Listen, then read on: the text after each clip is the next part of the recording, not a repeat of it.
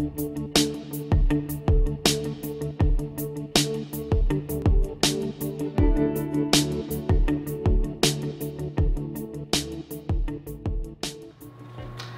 I'm Lynn Fishman. I'm coming to you from the 39th Annual International Conference in Montreal, Quebec, bringing you the latest in health, wellness, personal development, and spirituality. I'm so pleased to have Susan Campbell Fournel with me. Susan has a degree in counseling. She's a certified health educator and coach, and she's speaking at our conference on the role of nutrition and well-being. Thank you for being here, Susan. Thank you for inviting me, Lynn. It's a pleasure. I know you always say, forget about diet and focus on lifestyle. Absolutely. I think in this world today, people are so concerned about body image, and I want you to think about, how am I feeding each one of my cells? And as you go through the day, have I nourished and given my cells in my eyes the things that they need? Have my muscles been given the nourishment that they need? Am I feeding each one of my cells? Am I being good to my cells? And when we think in those terms, then we naturally will think of spinach, and we'll think of strawberries and blueberries, and we will think of how we can nourish each cell, rather than thinking in isolation, how do I look? And I think also the more we eat healthy, there's less chance it is of being overweight or having issues like that, right? It's amazing. Some of my work with clients, as they focus on eating well, they'll say, gee whiz, I've lost a little bit of weight.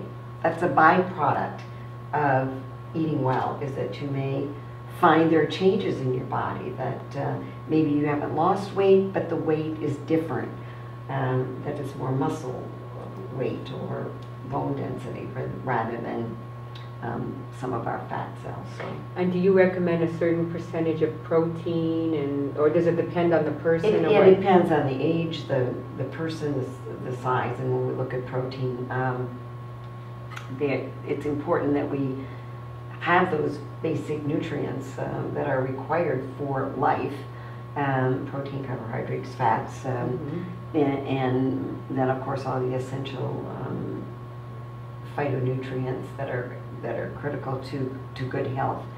And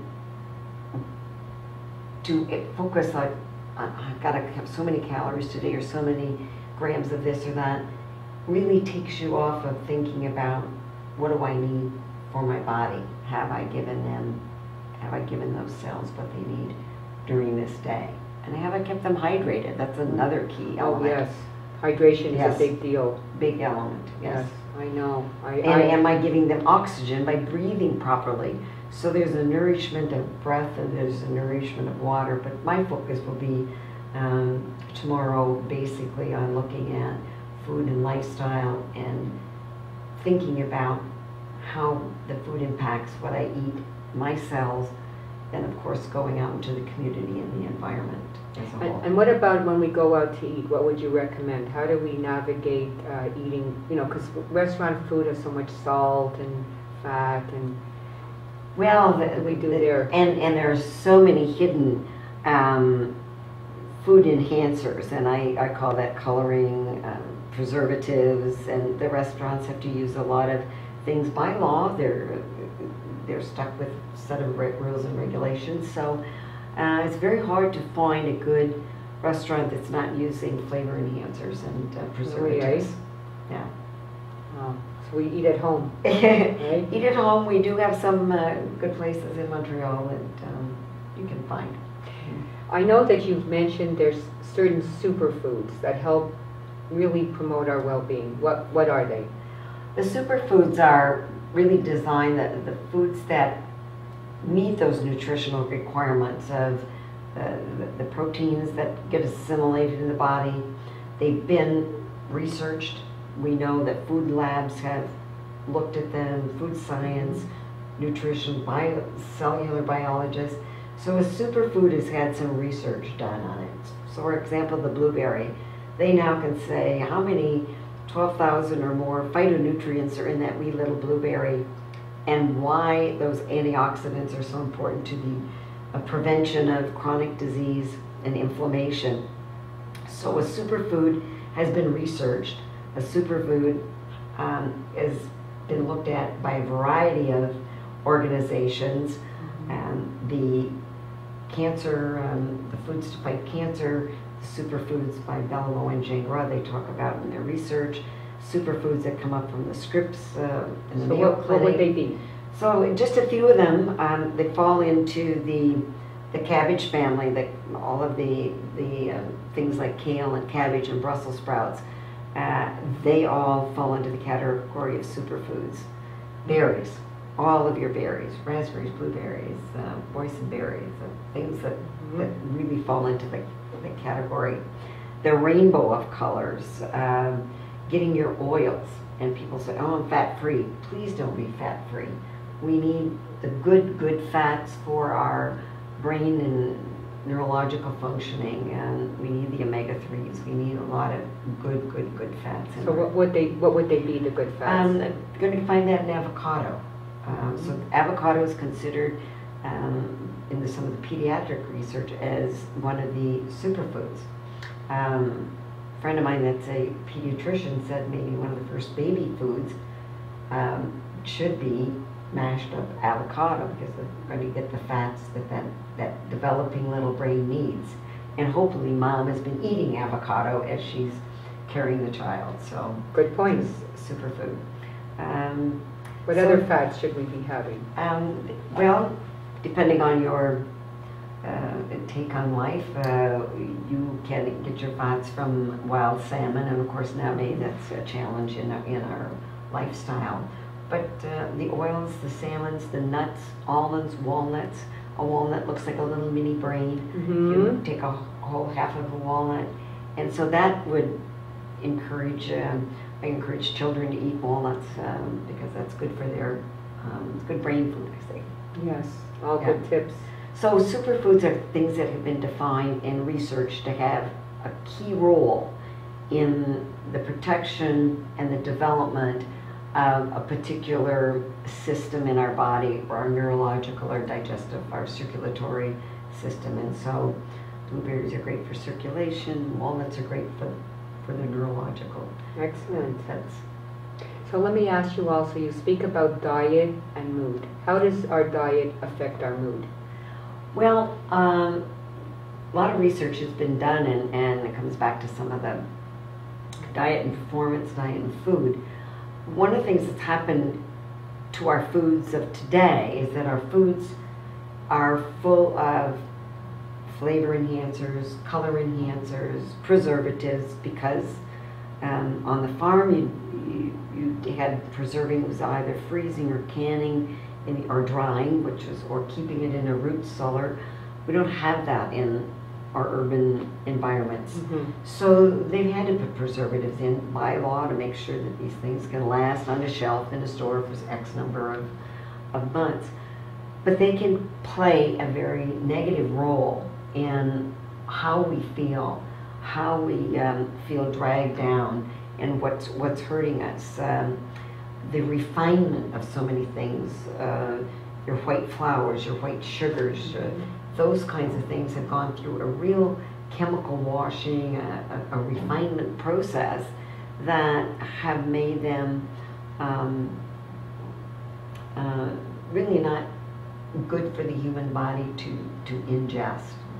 So the things that affect your mood may be what you're taking, and it may be what's in the food, and it might be how you're preparing that food. What does that mean, how you're preparing that food? Well, interesting. In studying some of the ancient cultures, they said that food should be prepared with joy. Confucius says, prepare food with joy. Buddha's tradition says, prepare food with joy. A lot of singing goes on with food preparation. And I think, Lynn, in this culture of today, there's not a lot of singing goes on as food is being prepared on a regular basis. I don't think we say, I'm happy in the morning, and as you pour cold milk over your cold cereal. So the joy that goes into the preparation of food is missing. And there's an energy around that. Yes. The way we digest it, the way we take it in, the way we prepare it. And how we are when we're eating. And how we are. If we're angry, or we're not focused on what we're doing, like being mindful when we're eating.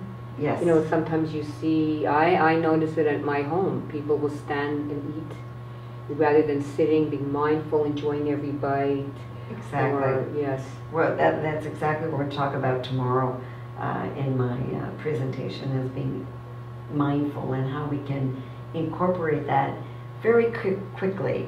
Even if you're at work, you can just take a deep breath and be mindful and thankful for the people that have brought this food to you in this urban setting. And I think of all the hands that have touched it and all the positive energy that has gone into bringing it to you and to help nourish you. So there is a mindfulness. But there are a lot of clinical studies on people eating certain things and then how that affects their behavior. Right. I worked with one young child who was having a great deal of difficulty with ADD and ADHD, and worked with the family. You need to work with the family unit. Not one member of the family can be isolated and can't have something, that it's a family team working together. So there's a positive energy. And this little fellow, they were at a crossroads. School didn't want him unless he took a drug. And so the parents were looking for some alternative. And so we started looking at what he was eating, and we talked about what he could begin to eliminate to see if that would help. And we were going to go through an elimination and then an addition in process. And it took about 6 to 8 weeks before we began to get some things, but we saw results within 3 weeks when we eliminated dairy. Now, I'm not saying that everybody has to eliminate dairy, but I'm saying in this particular case, eliminated the dairy, acne went away. So for a 12-year-old, 13-year-old, that was really, really important for his self-esteem. Wonderful. Began to see that he didn't feel as fidgety, like he wanted to pound his pencil into the desk. So that was the first set of family of foods we eliminated. Wonderful. And then we went into an addition. I wasn't so sure he wanted spinach and kale and that kind of stuff, but with a little bit of creativity and help, and explaining to him how the spinach is going to help his cells and how that might help him. It might not.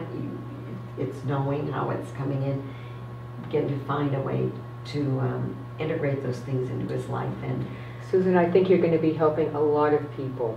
Because nutrition is really the foundation for well-being. Yes. It really is. Yes. I want to say thank you for sitting with me. It's just been a pleasure. Thank you. And I want to say thank you to you for joining us. We're coming to you from the 39th Annual International Conference. Bye for now.